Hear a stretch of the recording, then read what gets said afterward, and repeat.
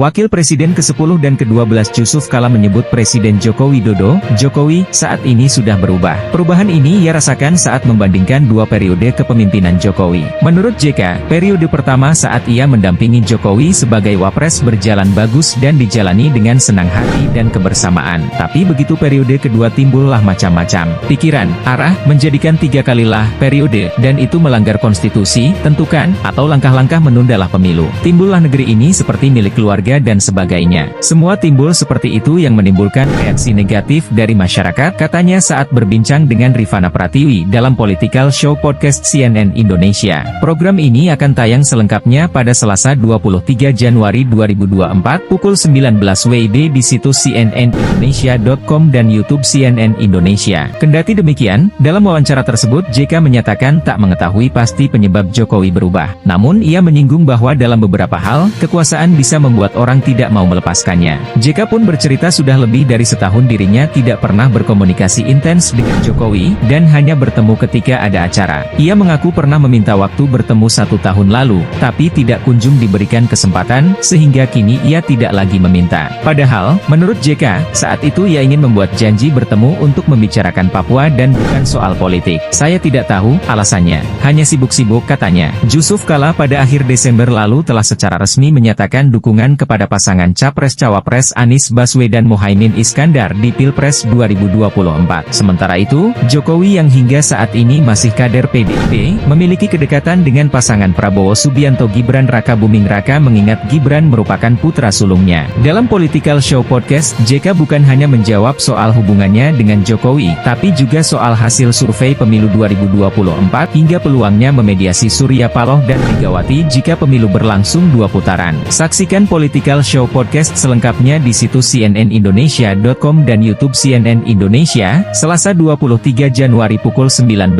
waktu Indonesia Barat.